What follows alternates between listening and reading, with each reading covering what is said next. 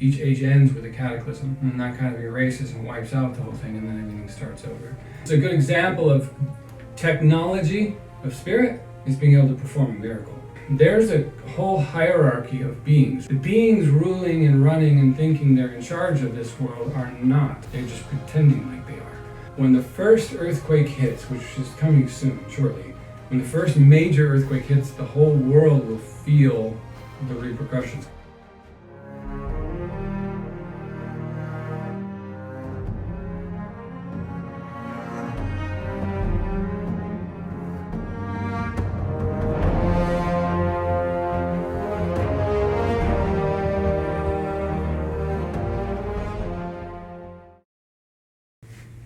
I am Jason Abraham, the Shadow Teacher 33, professional wellness and sovereignty coach, practical mystic warrior of truth and the grand illusion, sharing yet another revelation conversation with writer, philosopher, researcher, master of the ancient sciences and lost wisdom, keeper of the great arcanum, Arc Source One, Jonathan Johnson. How are you today? Good, Jason. You know it's getting serious when we both have to use cheat sheets. Well, yes, this time it's not just me.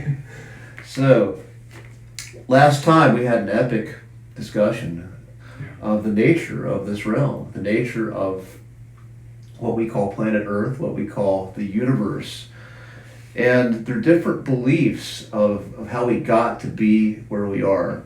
We kind of have this reductionist science, Darwinian belief that everything came from chaos, a big bang, and that this planet is evolving basically out of the need to survive, that the planet as well as life on the planet evolves. Human beings are what we are because of need to survive. There's another belief, though, that all of this is consciousness reflecting and remembering, becoming aware of itself, a divine consciousness, a divine intention behind all of this and all of the transformations that we're seeing throughout the ages.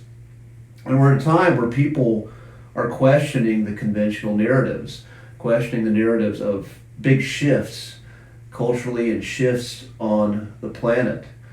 And so today we're going to talk about resets and cataclysms, shifts in the geographical nature of our world as well as shifts in consciousness that have accompanied that. Yeah. So, where to start here?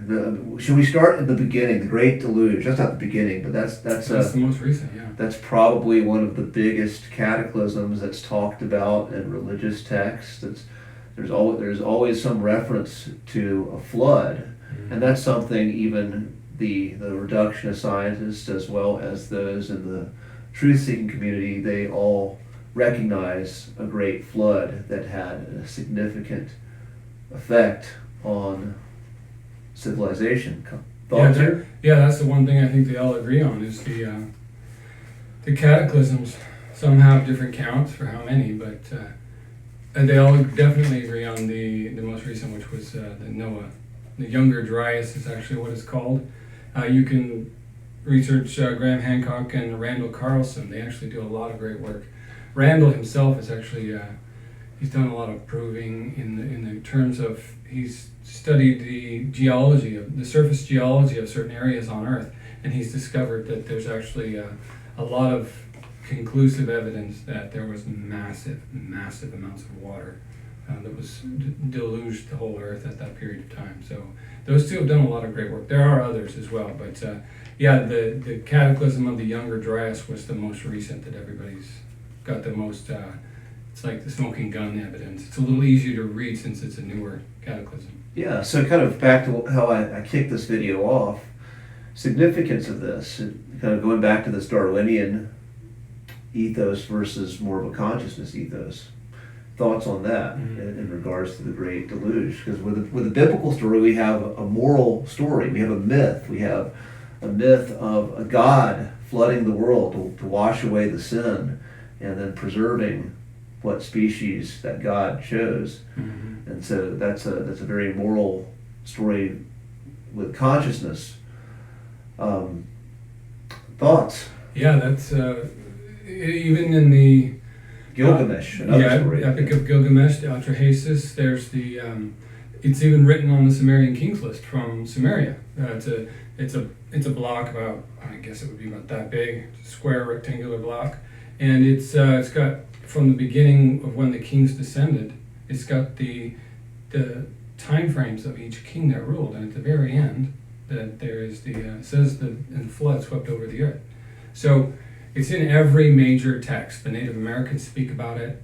The Aztecs, the Mayans, they all have those particular myths in their narrative. The Tiwa Indians actually have a whole series of narratives around them going underground in the Southwest. They went underground in a cave system to survive the deluge.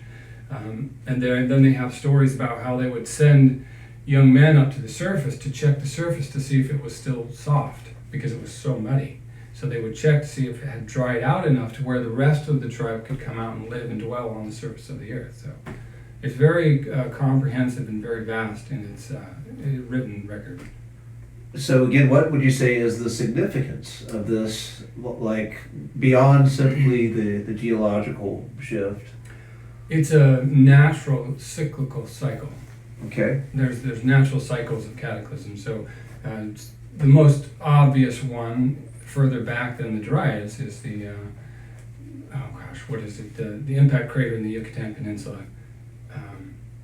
Chicxulub, I think is the Chicxulub impact, where the crater, the Chicxulub meteorite impacted the surface of the earth there, right at the Yucatan in the Gulf of Mexico. But there's those different situations and places on the earth where you have all the dinosaurs were wiped out, the mass extinction of the dinosaurs. They have layers of ash encapsulating vast amounts of dinosaur bones, fossilized remains. They also have in Dinosaur National Monument down in Utah, they have an entire cliff face or a hillside that's just been crammed with thousands of dead dinosaur bones and remains. So these different impacts, they're all cyclical and they're all natural. They occur on a natural time scale. So at the end of an age, each age ends with a cataclysm, and that kind of erases and wipes out the whole thing, and then everything starts over. And I wanted to clarify something about, a quote-unquote God destroying the world. See, they've coupled with the apocalyptic, these cycles of end-time cataclysms, everyone has coupled that with some deity.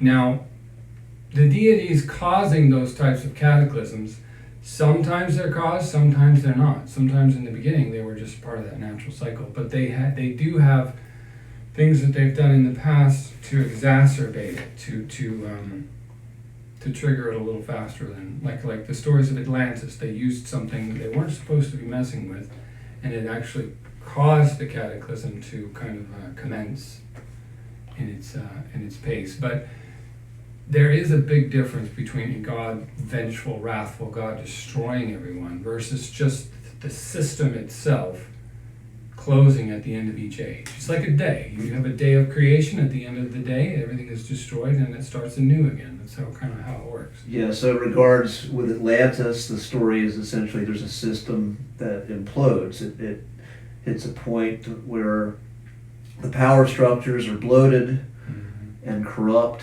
and are defying natural law. Yeah. And so then the whole thing blows up, goes south, sinks. Yeah, and that goes back to the deity thing as well. I think it's a really good time to set something straight about the Divine Father. True God does not go around wiping out his creations in that way. It's not like he's upset with anybody. It's just how the thing was set up to operate. There's a creation period, there's a pervading period where it kind of maintains itself, but then there's a destructive end, and it falls apart.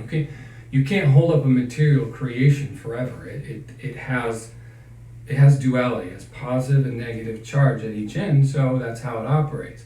But after that is all finished out and you're at the end of all the cycles, then everything transitions into an eternal state where there is no dual polarity. But I wanted to clarify that the divine is not. So if you're reading in the Bible or any other book, for instance, and you hear it say that God did this, it's not necessarily talking about an egoic God. It's talking about God as a divine procession, as a long procession of cause and effect, as you're all doing this, so now this happens. It's just you reap what you sow, kind of a thing, more than it being done vindictively. Now, that goes to the other category of deities, which, a lot of people are using the ancient astronaut theory type of God sequence. Those gods do cause problems and do try to trigger cataclysms.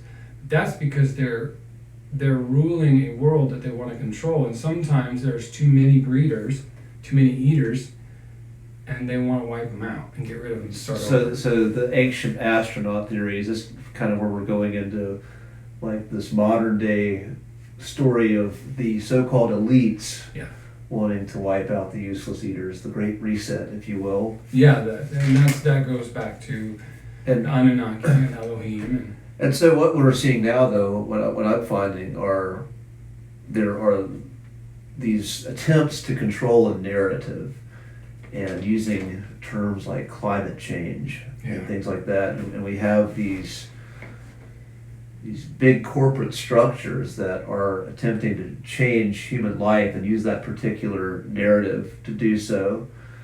And it's all linked to power structures like politics.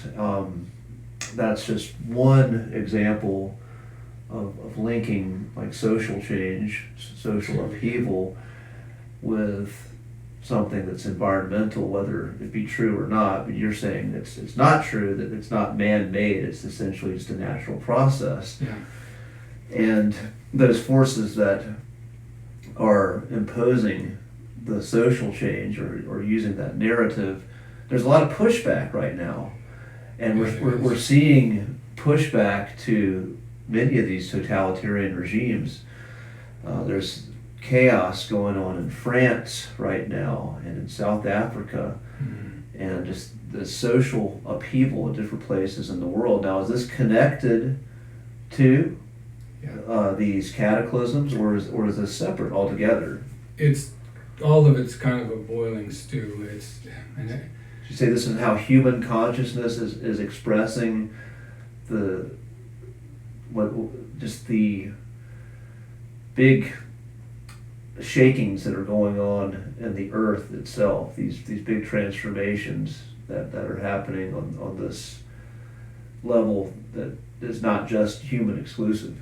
Yeah, people are feeling it from the very foundation of their being, all the way to the news, to the propaganda, to all the things that are being fed, and it's very much linked to. Everyone can feel it right now. I think I mentioned that in the promo. You can tell there's something truly wrong with all this. It's deep down, and they do feel that something is about to happen. You know that feeling when the shoe's about to drop. But with the Anunnaki gods, or the ancient alien astronaut theory entities, they're different from the God I am talking about. The being I'm referring to is my father. He's not the same as those guys. So let's talk about the ancient astronaut gods. Explain that to anyone who doesn't understand what that is. So right now, that's one of the things that's kind of going around right now. You can find it on YouTube all over the place. You've got Billy Carson. You've got Michael Tellinger. You got a lot of these guys. Zachariah Sitchin. Chariots of the Gods. There's a lot of these guys that are right now trying to show that Paul Wallace is a great one. There's a lot of guys that are really trying to focus in on these texts to show these people that these beings that are talked about in Genesis and the Bible and in the Quran and all of these different texts, the Enumalish, these beings are not, quote unquote, the God, the supreme God that they're claiming to be. They're claiming and taking up that role, pretending to be omnipotent and all this stuff, but they're actually not at all. It's like in the movie The Wizard of Oz, when she finally pulls back the curtain, there's just a guy pulling all the levers. And that's what they've mastered over hundreds of thousands of years. They've mastered the ability to pose themselves as the ultimate God. El is the God of the Hebrew Bible. El is also the same God as the one in the Quran. Allah used to be Allah or Ellis. They're all the same. It's all the same entity. But what he did is he just pinned his new name on that identity. But that is it's a different context than a divine being. Father and mother are just older than all of us, and they know the process. They've been through this whole thing, so they get it all. And so they're in a lot different context. They're more in a divine alignment. They just go with the natural cycles of creation rather than always trying to control and contradict and implement their own wills through the creation. But there's all kinds of people doing astronaut theory work right now. And it is very important, and I'm really glad to see it, because a lot of these beings in the text that you're reading about are actually just historic, ancient deities. The original name they called themselves were gods, the gods of Olympus, the gods of Sumeria. And so those beings are not real and true gods. They're actually angels, fallen angels that descended down through time and through these different cataclysms. So if you look at the Sumerian kings list, you've got Alulim was the first king, and I can't remember how many thousands of years he ruled for. I want to say 40 or 60,000 years. But back then, the beings lived longer, so they called themselves gods, and they claimed to be immortal. So then they told the humans that they were immortal, and they lived forever, and all this nonsense. The truth is, they just had a longer lifespan, and then they learned to teach the humans that they were in charge, they were immortal, and that they ruled the world, and that they created all that they saw around them. So it's not in context. So right now, though, we're seeing those, again, who are the advocates of reductionist science. There is an attempt to preserve their consciousness forever through transhumanism, through AI, and we're kind of seeing this now. Is this the same consciousness of these lesser gods? Yeah. And the human representatives are getting that information, whether it be channeled or direct contact, and that's essentially what's behind all that? Yeah, it's the way they think. They've always been doing this. So they, from the beginning, when your DNA is fully intact, when all of your DNA is working, you live longer, you heal 10 times faster, if not faster. You can reproduce limbs or body parts. You can, in the early ages, we actually were able to shapeshift or be invisible or augment the anatomy or the appearance of the vehicle that we're operating. And that was in the golden age. That was in the very beginning stage. That's when we lived longer. We had more spirit infusing our beings. We were more spirit than we were matter. But then as we descended with each cataclysm, which is why the cataclysms are important, these beings,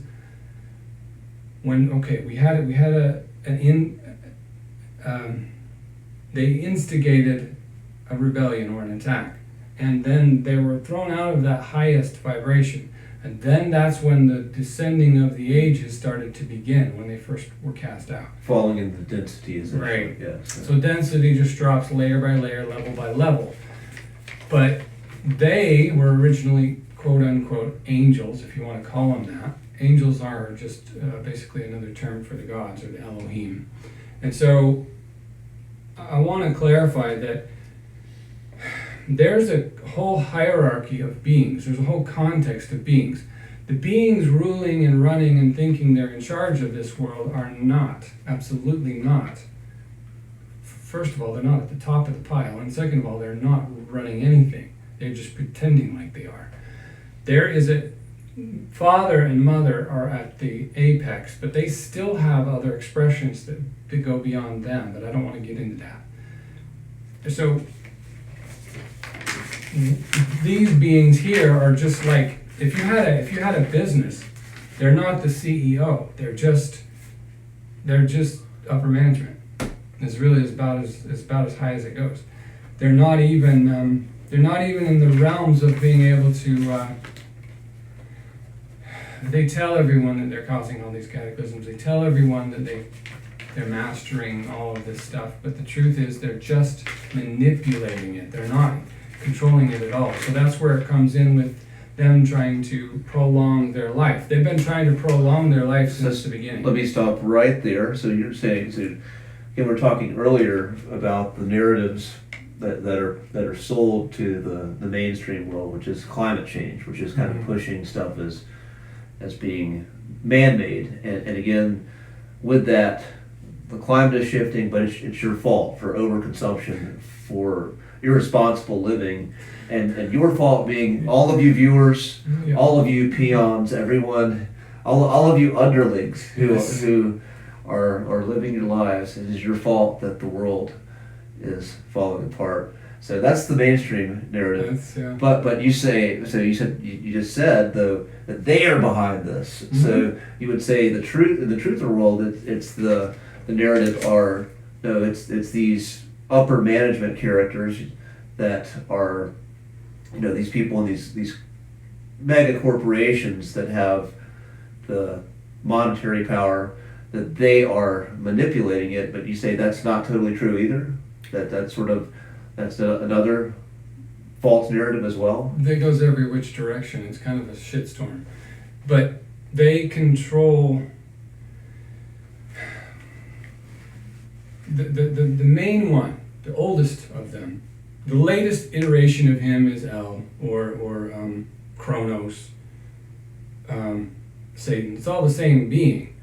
He is the latest iteration. He's at the top of the pile. He's running top down. He's running the pyramid. He's running the whole scheme. Him and his crazy entourage. Yeah, the nine. I can't remember what they call themselves, but the Council of Nine. They run the pyramid that is the lower levels of control. So most people are just seeing the lower levels of control, and the lower levels don't know what the upper levels are doing. So the there's Council no way. of Nine, explain what that is. The Council of Nine is the nine heads of the fallen angels.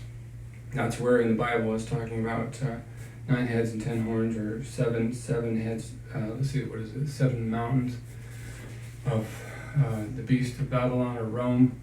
Because Rome is the religious extension of these guys. So yes, there's 9, Council of 9 main beings at the top that are controlling under his command. So, Satan.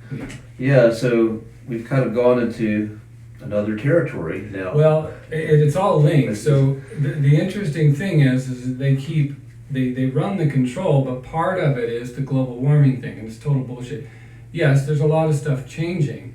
But see, how do you, if you're in a playground and all these kids run around, but there's these older kids that know more, they're smarter, and they're also a little more, they're bullies. So they're willing and know how to manipulate the rest of the kids into giving them all their school money.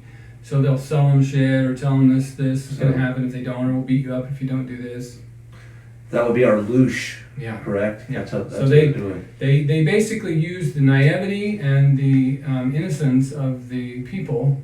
Because the people they're enslaved. They don't have enough time to do the research like you and I have to know all of this, so they can't figure out why or how these people would be leveraging them. So, but they most certainly are. They've created religions to control the people. They've created foods industries to control the people. They've created frequencies through cell phones.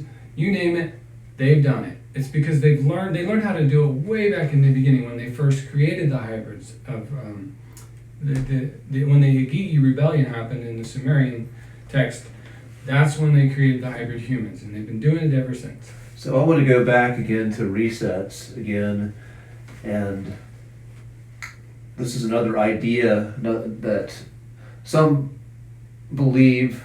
Let's go first. What the mainstream narrative is that we are progressing in technology, that technology is moving forward, but there's some beliefs that there was advanced technology in the past, and a reset wipes that out. Like, are you familiar at all with the Tartarian narrative, which goes into technology and giants?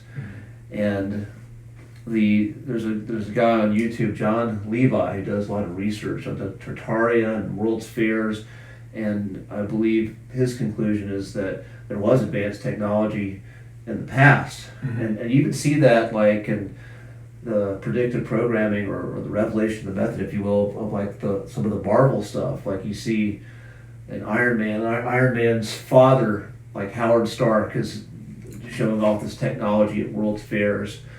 And going back again to what I was saying, is there some truth in this? Was there advanced technology in the past that was erased and then the narrative manipulated, or are we moving forward? It was more technologically advanced back then. We're more advanced in the sense of wires and plastic and glass, and just as far as we have less spiritual energy to work with, so we're using more material energies like, matter. But back then, so in the beginning age, we were able to wield simply just spirit. We were spirit. So we were able to use spirit to change reality. But then the first age, we were what you would term more in the spirit end of things. We were oriented from spirit, we were created from spirit, and we created worlds and reality through spirit, with the manipulation of energy first, not last. Now, as it's come down through the ages, the spirit waned. It got weaker and weaker and weaker, which is why we used to live hundreds of thousands of years instead of now we only live 90 years or 80 or 100 years. That's because the spirit has waned as the progression of the ages has passed. So that also ties in with them, with their technology, and with them trying to continue their lifespans.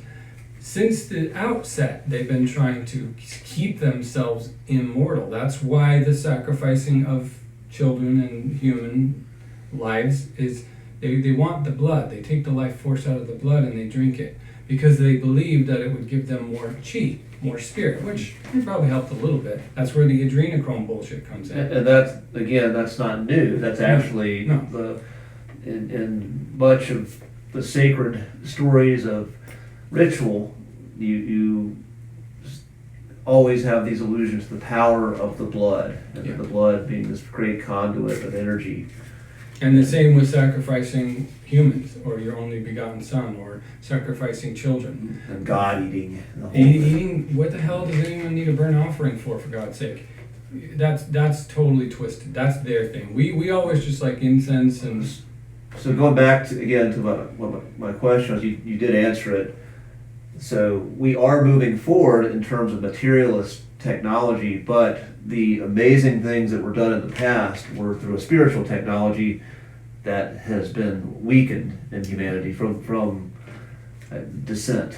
It was more advanced but more simple. So when you can wield spirit, for instance, a good example of technology of spirit is being able to perform a miracle. That's using pure spirit to achieve a technological outcome. It's not technology in the way we think of it, but it's the ancient technology was more from spirit. So we were able to wield sound or vibration or frequency to get things to happen. So in ancient Egypt and Atlantis, first of all, they had giants that helped them lift the stones, but also they were able to lift things with sound, frequency. If you hit an object with the exact harmonic opposite frequency that it is, it will cause the magnetic field around it to disappear, and it's able to levitate.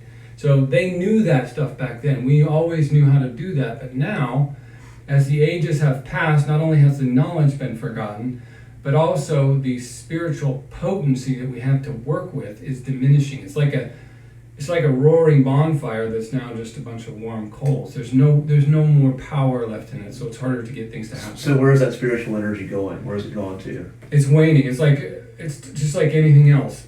If you look at the world around you, you'll see the divine in everything. So a seed is created, something is born, it's young, it grows into adolescence and midlife, and then it grows old and wanes and dies. That's how the whole thing was designed. So same with the creation. You start at the golden age, the beginning of time. there's a cataclysm, and then there's another, and after a series of cataclysms, the spiritual potency wanes, and then it diminishes, goes out, and is reborn back at the beginning again. So it's just the cyclical nature of this part of the creation's design. It's just how this part was created. So would you say even with these lesser gods that are manipulating, they are playing a part in the natural cycle, whether they realize it or not? Even though they think they are going to somehow bypass the natural cycle, they are actually playing a necessary part in it. Yeah, that's the funniest part about it, is we're using their own naivety about it against them. So they don't even understand what they don't understand. So what the very thing that they're doing right now is part of it achieving the very thing that it's about to. So them doing this has paved the way for eternal life, because you cannot achieve eternal life until you've understood, till the soul understands completely that it never did die, that there is no such thing as dying or death. It's just a transformation. It's a shift from one thing into another, and then you move on from there as a new being, as a new thing.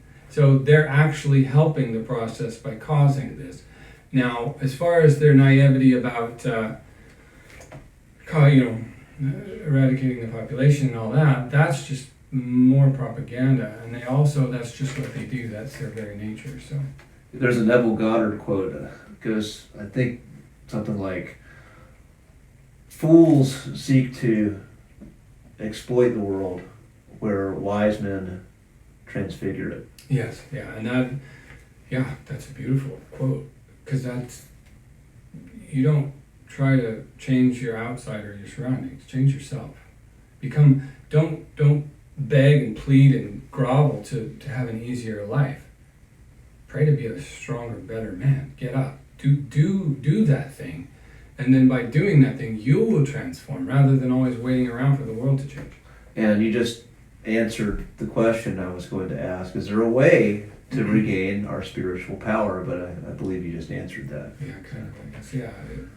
Yeah, it's about going within. I think I mentioned that in the last video, is the always looking outward for God, looking outward for love, looking outward for, a wife, the perfect wife, or to straighten your kids out, or to change your job. No, go in there and change that. Your job will change by itself. If you change this, the rest will change. That's what they don't get. See, they're trying to become immortal by, okay, well, we can just take our brain, our consciousness out of our body and put it in an AI, or in a robot, or in a transhuman machine.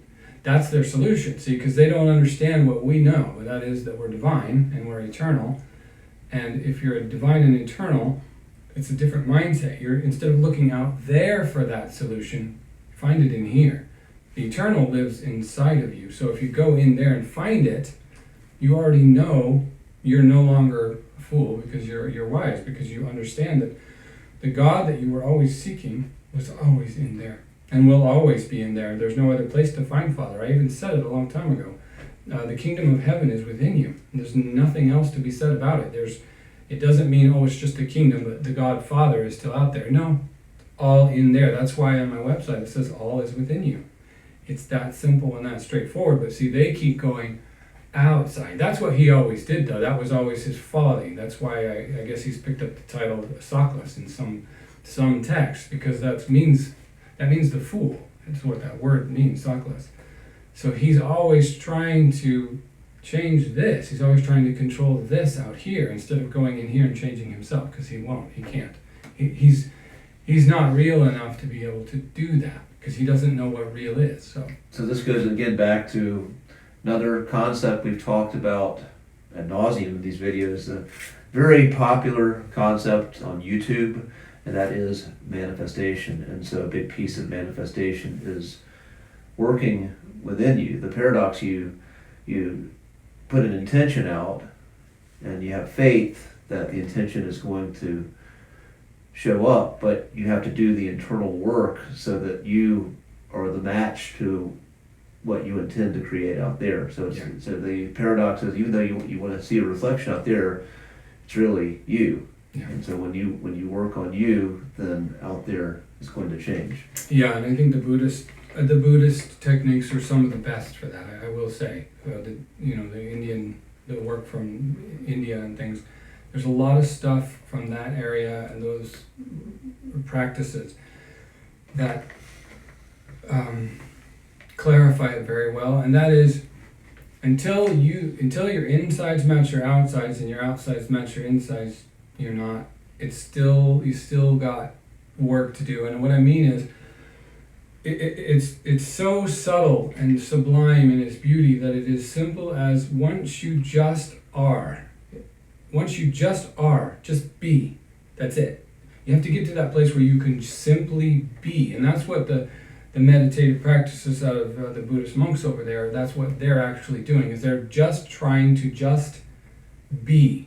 Shut down the mind, stop thinking, stop being all of these things in the mind and in the outer world. And they just want to be. They call it looking with child mind, or what is it? I can't remember the name, but they have a one particular text that talks to and refers to being of the child mind. So you just stare blankly with there's no interpretation going on, there's nothing going on. When you can get to the place where there's nothing going on inside of you, you've achieved perfection. And to say that is so astronomically enormous in its scope that very few actually will ever attain that. To be completely singular and aligned so completely with Source and with the divine that there's no trying, there's no resisting, there's no nothing going on. It's as if they just become the all and the all becomes them. So this is what I've found on my personal journey. I find, again, very few attain enlightenment, nirvana, oneness, this perfect awareness of the divine, which is freedom. It is freedom from the matrix. But I do find I have moments where I have that. I have moments where I'm seeing God in everything and everyone, and I'm not worried about cataclysms or resets or who is attempting to push a transhuman agenda. At that point, all of it becomes irrelevant because I'm present with where I am at that moment. And I think that's very doable for people to actually practice being present, which is simply being aware of where you are, even if just touching the fabric of these genes and being aware of how that feels, being aware of you and your spirit here, as opposed to worrying about what's in the future, regretting what's been in the past. I'm here. We're very present when we make these videos and have these conversations, but I believe that presence is taking that spirit back. Yeah. It's taking it away from all this distracting bullshit and bringing it back to you and reclaiming some of that power. So I think that's the start of it, at least from my experience. Yeah, we started there anyway. In the beginning, we started in that oneness, in that presence, in that. I can't tell you how many NDEs I've listened to where they just say, yeah, I got home and I was in heaven and it was amazing. I didn't want to leave. I was back home again. I felt oneness everywhere I was, everything I looked at. And that's the truth, is that's where we started from. So, yeah, we can attain that again. But see, in some contexts, it's kind of going backwards because you're trying to go back to retrieve something that you once had. That's different from transmutation or alchemy, where you got to go, okay, yeah, there's a storm, and I got to go through it to get to the other side to transform myself. So to me, I could sit in my room and attain oneness every day, all day, but what does it get me? Well, it gives me peace, it gives me joy, contentment, happiness, but that's not why I incarnated this time. I incarnated this time to do a damn job. So the job for me is dealing with the storm, going through the storm, and coming out the other side, having helped or aided others in managing that same storm, to transmute it as they went. Well, again, kind of going back, I believe part of the reason that people have such a hard time transmuting it is because their resources are drained, their life force is drained, their spirit is drained from being too distracted, being too afraid, being too angry. And what I am trying to find is like, how do we we have to have the resources within us so that we can transmute. If we're drained, then you don't have the ability to do that. You don't have that power. But everyone has that power, and I am actively doing this with myself. Like, how do I get my power back so I can show up in the world and knowing all this shit's going to be in my face every day? How do I show up and show up in my sovereignty and show up with any chance of being able to transmute some of the negative polarity that I'm faced with? Yeah, that's the thing why I don't just sit in lotus all freaking day, or just be at oneness all day. I got a damn job to do. So what I do is I sit on the floor and I breathe. Like this morning, my breath work was amazing. It was short, but it was so potent that it didn't need to be too long. But it rejuvenates my chi, my energy, my spirit. Because every time I breathe in, I'm breathing in more spirit. And then I can tweak it and add to it by using the ormus. But the ormus is a whole nother animal. And what your wife says, breathing in more of yourself, breathing in more of you. Yeah. And so the breath. And it amplifies you just a bit. And if you do it every day, like I did for that 4 or 5 year period where I was breathing every morning, it begins to augment and change your DNA. It makes the miracles actually possible. It makes knowing in things that you never knew more possible because you're more infused with spirit. And so basically I use the breath work to buy me time. Yeah, sure, the end's coming. Yeah, sure, there's a lot of things to worry about. There seems like everywhere you turn there's a new upset or a new riot or a new LGBTQ thing or something happening that you could just go insane about, right? But what I've decided is I'm going to be proactive and I'm going to do something about it. But the only way I can do that is if I do my breath work, because the breath work gives me the fuel. That's how I recharge. It's like plugging a rechargeable battery back into the outlet every morning to charge it back up, because otherwise I'll get my ass kicked. And I'm engaged in warfare here. To me this isn't about bliss or nirvana or oneness. That's my home. I don't need to worry about that right now. What I need to worry about is what do the people need? How can I be of service to my fellow men? How can I help others in their journey when they're dealing with this trauma and this fear? And that also goes back to this topic, with the cataclysms. Now, and I also want to make clear that all of this stuff that we share here and all the stuff that I talk about, I talk about it with such confidence and assuredness only simply because I received this information from Mother and Father, for one thing. That's one thing. And two, because I have gone to excruciating lengths to get that information, but then to verify it. So I'm not just the one who just hears it from God and says, here you go.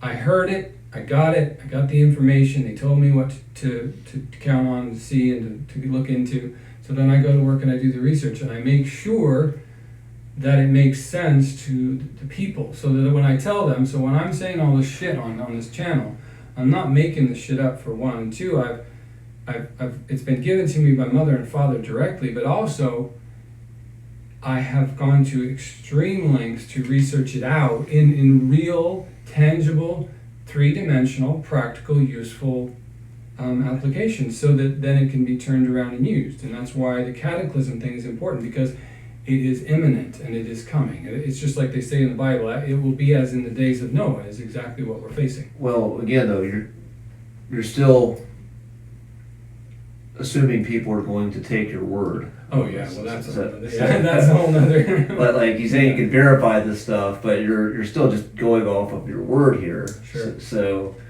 that's actually not. It's just the way we're talking in context here. So that's why I've been considering putting all of the data in the videos.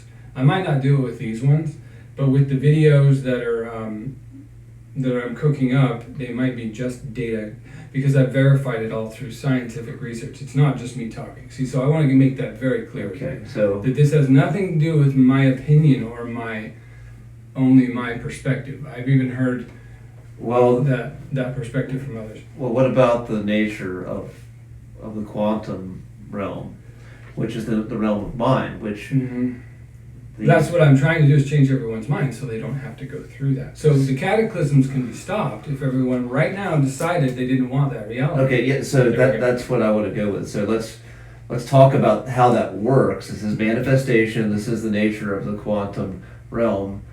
So with the quantum realm, fuck it, I'll just say it. It is the observer is not separate from what's going on out there, what's being observed. The observer has an effect on that. So what they know, those forces, that's why they use media and manipulation to alter your consciousness so that what you are paying attention to and the way you're orienting into the world is going to have an effect on what's happening out there. Yes, and that's all I'm trying to do.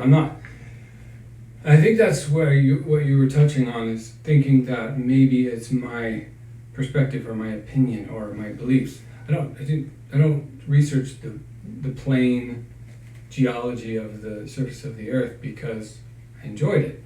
I did it because I wanted to see what the collective was thinking. You have a diagram there. I do, yes. So this diagram here. This is probably from our last video. Yeah, this is a takeoff from the last video, but this one's a little more. So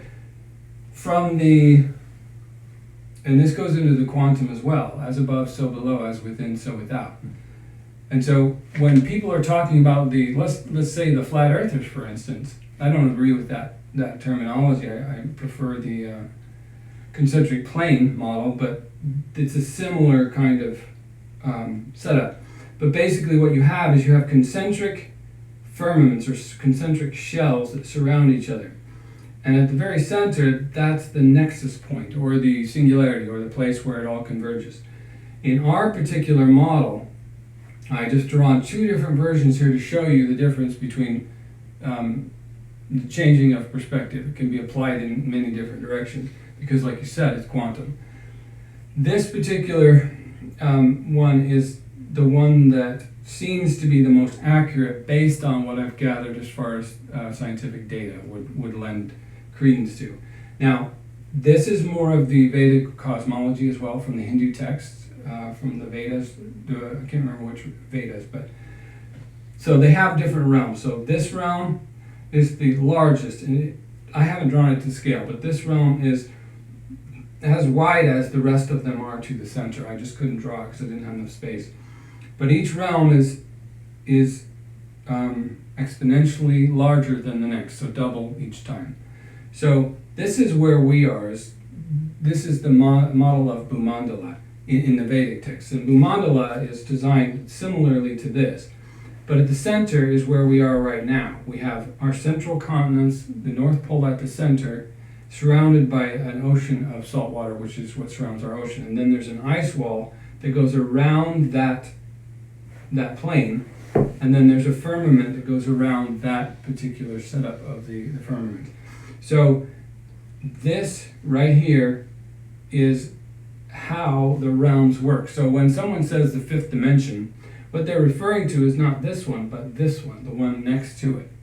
So if you listen to some NDEs sometimes, near-death experiences, the beings on the other side, I was just about 6 months ago, I was working with a medium, and I was speaking with Chris Cornell, the rocker. And I said, Chris, how is it arranged? How are you seeing it from your eyes, from there? He said, well, it's like looking off the edge of a building, looking down at the world below, and I see all of you down there. What he's referring to is you've got a world that is basically a concentric overlay of the dimension before it. So each one of these is a dimension of frequency, and they're stacked on top of each other. So each dimension holds a vibration or a frequency, and when you go from this dimension into this one, you've changed frequencies. But with each dimension, there is a firmament or a shell that surrounds that particular dimension. So how does this relate again to resets and cataclysms? What happens then when a dimension implodes? After the end of the expiration of every age, the cataclysm wears out. It weakens and it cracks right down the middle of where the Great Rift is. That's where our next bifurcation is going to happen, is from the Great Rift that you see when you look at the Milky Way. That's the bifurcation of the firmament. That starts to crack open, and then that starts to, so each concentric age each firmament has collapsed. So the age that it was surrounding is destroyed by that collapsing of that firmament. But each one is extinct, and then the next one goes into effect because they've jumped from this one into this one. The soul traverses. So after this firmament comes down, although this is not actually how it works, firmament comes down, then you move to this realm, this heaven. That's why in the Bible it says that Enoch went to the seventh heaven, or he went to the third heaven. They're talking about the heavens, plural. That's why it says in the Bible, the heavens and the earth. It's a plural reference.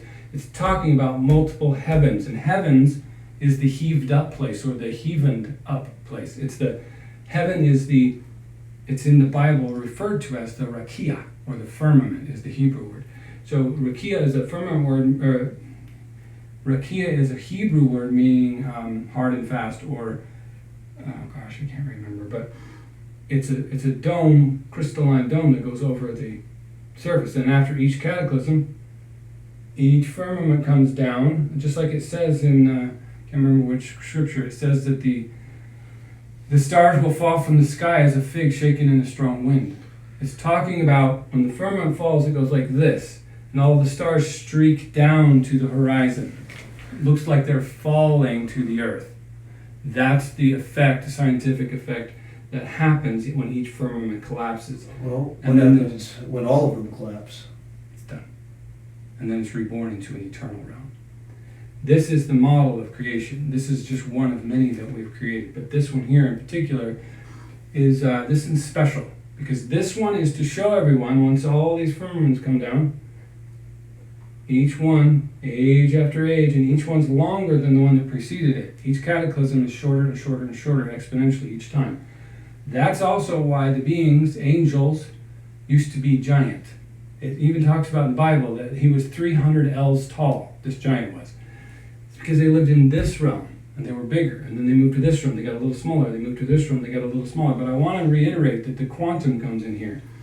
These aren't separate realms like the flat earthers are talking about. If you look at a flat earth map, they'll show you they've got a ring with our continents and the ice wall, but then they've got another one around it, and then another one around it. That's how it would look in linear, three-dimensional fashion if you were to look at it analytically. But the truth is these are all frequencies stacked on top of each other. So you're going inside of the creation is collapsing in on itself to bring you to the 0 point, which is here, which is God, which is creation, which is source, right here. That's where Mount Meru is. That's the world tree. That world tree actually comes up. I can't draw very well with my left hand, but I already showed this in the last video. It creates a toroidal field. That's the world tree. It's an energy. If you were to see in spirit, you would see a giant tree standing up in the middle of the earth. Its branches reach out over and give fruit to the whole earth. That's talking about the spirit, the toroidal field that fuels the whole thing. And it's a ginormous toroidal field. But each firmament that comes down, so the last one that went down was Noah's firmament, and it was behind it. Up here, it's filled with elements between each layer. So each layer has an element, and this last one had water behind it. That's why it says in the Bible, God created the firmament. Above the firmament, it says, God separated the dry land from the waters above, from the waters below. It's talking about there was water above the last firmament. And when it came down, when the crack happened, and it fell down here, goes underneath, firmament falls and goes underneath here like a scroll when it's rolled up.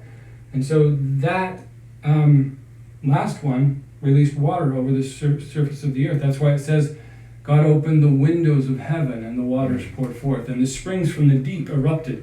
What happens when one of these firmament comes down is there's a pressure release and a differentiation that happens from the surface of the earth coming up and the pressure of the air being released. That's also why the animals, the dinosaurs and the giants, used to be able to be bigger, because there was more hyperbaric pressure because of the multiple firmaments were holding in higher volumes of oxygen and higher air pressure. So it made it possible for the animals to be bigger. As a matter of fact, it was just a natural consequence of the hyperbaric pressure and the higher oxygen content. So each age that the firmament has collapsed and receded, the hyperbaric pressure inside of the dome firmament has decreased. That also destabilizes the Earth crust because there's no pressure pushing down on it anymore. So it comes up and destabilizes and causes massive earthquakes. That's what's happening right now. All over the surface of the Earth right now, there are cracks and fissures and sinkholes, and that's why the river Euphrates is drying up as well, because a lot of these bodies of water are draining down into the subterranean realm because of the pressure differentiation. And once the pressure gets too low and the firmament pops loose, that's also why, I might add, have you heard of the sky sounds? Educate me. The sky sounds are very strange, very odd sounds that people are hearing all over the world since 2018, I believe. Maybe it was, I can't remember the first one, but they're very odd, very strange sounds that happen all over the world. And it's almost like, some of them sound like trumpets, some of them sound like a huge metal doors being moved or chains, or very odd, and I'll show it to you afterwards. This stuff is no joke. I've done my homework. And the sky sounds are the workings or the consequence of this effect that I'm talking about. That's why no one can figure out what the hell they are, because it's causing the firmament starting to break loose. That's also why there is a radiation anomaly over South America, or is it Australia? There's an anomaly in the radiation that's coming because the firmament is cracking open, and there's radiation starting to come in. That's why they're talking about global warming. It's not really real per se. They're just fabricating what's already in place.